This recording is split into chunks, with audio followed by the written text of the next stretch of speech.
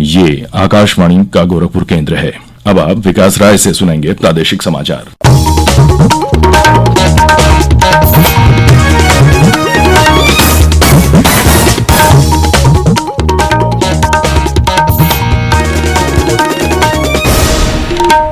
पहले मुख्य समाचार। मुख्यमंत्री योगी आदित्यनाथ ने सिद्धार्थनगर और बस्ती का दौरा कर कोविड मरीजों के उपचार की व्यवस्था का जायजा लिया।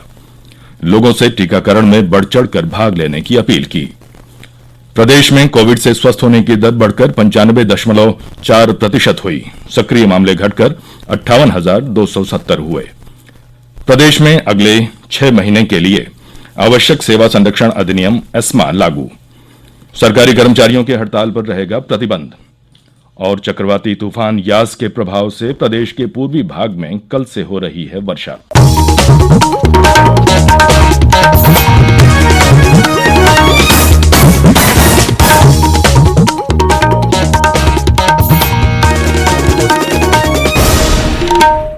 कोरोना संक्रमण में बढ़ोतरी जारी है। सभी श्रोताओं से अपील है कि लापरवाही न बरतें, सभी एहतियाती उपायों का पालन करें और 44 वर्ष से अधिक उम्र के जिन लोगों ने कोविड का पहला टीका लगवा लिया है, सही समय पर दूसरा टीका लगवाएं। 3 आसान उपायों का पालन करें और सुरक्षित रहें। मास्क लगाएं, 2 गज की सुरक्षित दूरी बनाए रखें तथा बार बार हाथ धोने और साफ सफाई का ध्यान रखें। और अब समाचार विस्तार से। मुख्यमंत्री योगी आदित्यनाथ ने कल सिद्धार्थनगर और बस्ती का दौरा कर इन जनपदों में कोविड मरीजों के उपचार की व्यवस्था का जायजा लिया। उन्होंने कोविड कमांड और नियंत्रण केंद्र का निरीक्षण किया और जनप्रतिनिधियों तथा अधिकारियों के साथ समीक्षा बैठक की। मुख्यमंत्री ने कोविड टीकाकरण केंद्रों का भी निरीक्षण किया और ग्रामीण क्षेत्रों में कोविड मरीजों के बारे में जानकारी प्राप्त करने के लिए गठित निगरानी समितियों के कार्यों की समीक्षा की। मुख्यमंत्री ने सिद्धार्थनगर में प्रेस प्रतिनिधियों को संबोधित करते हुए कहा कि प्रदेश में कोविड टीकाकरण अभियान निरंतर आगे बढ़ रहा है। उन्होंने कहा कि राज्य में अब तक 1,80,00,000 से अधिक कोविड टीके लगाए जा चुके हैं। उन्होंने लोगों से टीका लगवाने की अपील करते हुए कहा कि टीका हमें महामारी के खिलाफ सुरक्षा कवच प्रदान करता है। मुख्यमंत्री ने कहा कि सिद्धार्थनगर सहित प्रदेश भर में 1 जून से 18 वर्ष से अधिक आयु के लोगों को टीका लगाया जाएगा।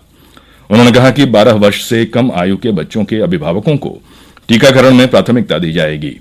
इसके लिए अभिभावक स्पेशल बूथ बनाए जाएंगे। श्री योगी ने कहा कि राज्य में पिछले 26 दिनों के दौरान कोविड मरीजों की संख्या तेजी से घटी है। उन्होंने कहा कि प्रदेश में रिकॉर्ड संख्या में कोविड नमूनों की जांच की जा रही है। प्रतिदिन लगभग 3.5 लाख कोविड नमूनों की जांच हो रही है। मुख्यमंत्री ने बस्ती में पत्रकारों से कहा कि कोविड की दूसरी लहर के दौरान प्रदेश सरकार के सामने कई चुनौतियां आईं। मेडिकल ऑक्सीजन की मांग अचानक बढ़ गई थी। प्रदेश सरकार ने केंद्र के सहयोग से सभी जनपदों में ऑक्सीजन संयंत्र लगाने का कार्य शुरू किया है।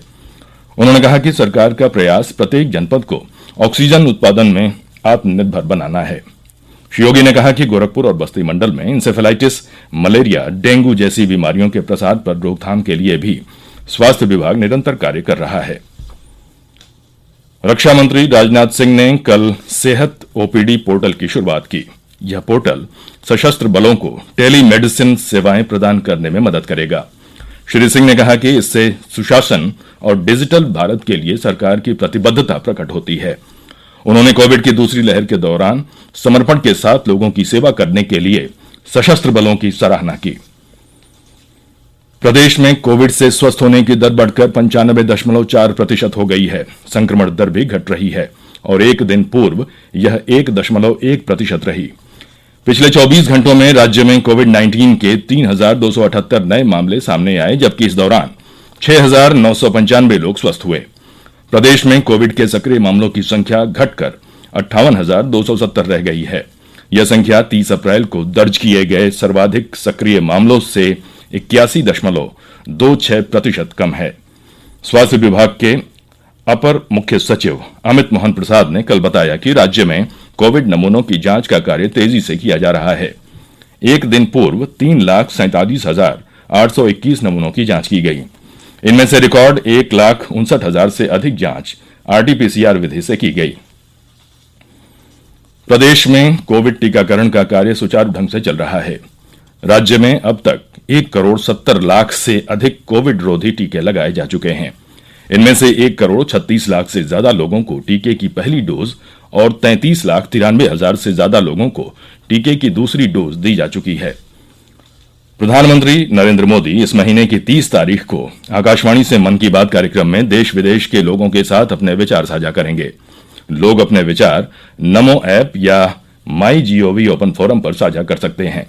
श्रोता टोल फ्री नंबर 1800-117800 पर डायल कर हिंदी या अंग्रेजी में अपने संदेश रिकॉर्ड करा सकते हैं।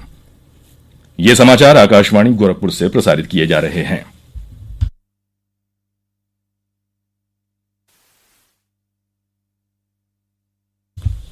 प्रदेश सरकार ने राज्य में आवश्यक सेवा संरक्षण अधिनियम एस्मा लागू कर दिया है। यह अधिनियम राज्य में अगले 6 महीने के लिए लागू रहेगा। इस दौरान रेल, हवाई यातायात, डाक और तार विभाग सहित अन्य आवश्यक सेवाओं से जुड़े कर्मचारी हड़ताल पर नहीं जा सकेंगे। इस अधिनियम के तहत सरकारी विभागों, निगमों और विकास प्राधिकरण में भी हड़ताल प्रतिबंधित रहेगी। इससे पहले पिछले वर्ष 25 नवंबर को सरकार ने 6 महीनों के लिए प्रदेश में एस्मा लागू किया था।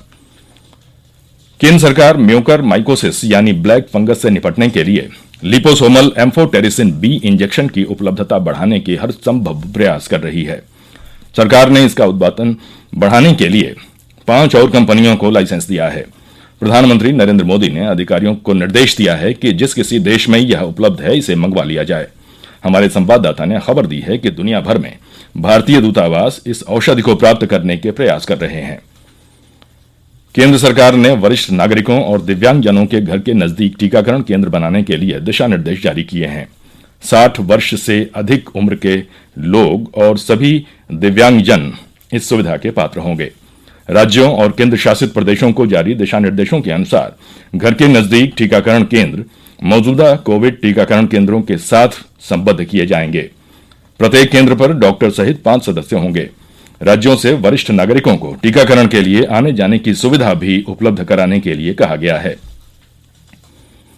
चक्रवाती तूफान यास के प्रभाव से पूर्वी उत्तर प्रदेश के कई जनपदों में कल से रुक रुक कर हल्की से मध्यम वर्षा हो रही है।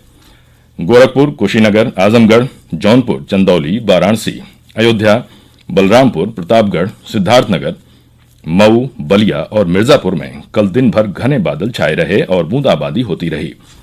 मौसम विभाग ने पूर्वी उत्तर प्रदेश के अधिकांश हिस्सों में आज और कल गरज चमक के साथ तेज वर्षा होने का अनुमान जताया है। पश्चिमी उत्तर प्रदेश के कुछ स्थानों पर भी गरज चमक के साथ हल्की वर्षा हो सकती है। केंद्र सरकार ने फिर कहा है कि वह निजता के अधिकार के महत्व को समझती है और उसका पूरा सम्मान करती है। सरकार का कहना है कि व्हाट्सएप के आम उपयोगकर्ता को नए नियमों को लेकर भयभीत होने की जरूरत नहीं है। सूचना और प्रौद्योगिकी मंत्री रविशंकर प्रसाद ने कहा है कि नए नियमों का उद्देश्य यह जानना है कि संदेश मूल रूप से किसने भेजा है, जिसके कारण नियमों में उल्लिखित अपराधों को अंजाम दिया गया। उन्होंने कहा कि यह अपराध भारत की संप्रभुता, अखंडता तथा सुरक्षा, सार्वजनिक व्यवस्था, दुष्कर्म, बाल यौन शोषण आदि से संबंधित अपराधों से संबंधित है। श्री प्रसाद ने कहा कि नए नियम केवल सोशल मीडिया के दुरुपयोग को रोकने के लिए बनाए गए हैं। उन्होंने कहा कि सरकार आलोचना और सवाल पूछने के अधिकार का स्वागत करती है। नए नियम सोशल मीडिया के उपयोगकर्ताओं को और सशक्त बनाएंगे। इससे पहले व्हाट्सएप ने नए डिजिटल नियमों के खिलाफ दिल्ली उच्च न्यायालय का दरवाजा खटखटाया था और कहा था कि नए नियमों से निजता के अधिकार सुरक्षित नहीं रह सकेंगे। भारतीय जनता पार्टी ने विपक्ष पर कोविड टीके और उसके आयात को लेकर भ्रम पैदा करने का आरोप लगाया है। पार्टी प्रवक्ता संबित पात्रा ने कहा कि केंद्र सरकार टीके के आयात के लिए पिछले वर्ष के मध्य से ही पूरे प्रयास कर रही है। उन्होंने कहा कि सरकार की लगातार बातचीत का ही परिणाम है कि रूस का स्पुतनिक टीका भारत पहुंचा है। और अंत में मुख्य समाचार एक बार फिर सुन लीजिए। मुख्यमंत्री योगी आदित्यनाथ ने सिद्धार्थनगर और बस्ती का दौरा कर कोविड मरीजों के उपचार की व्यवस्था का जायजा लिया। लोगों से टीकाकरण में बढ़ चढ़कर भाग लेने की अपील की। प्रदेश में कोविड से स्वस्थ होने की दर बढ़कर 95.4% हुई। सक्रिय मामले घटकर 58,270 हुए। प्रदेश में अगले 6 महीने के लिए आवश्यक सेवा संरक्षण अधिनियम एस्मा लागू। सरकारी कर्मचारियों के हड़ताल पर रहेगा प्रतिबंध।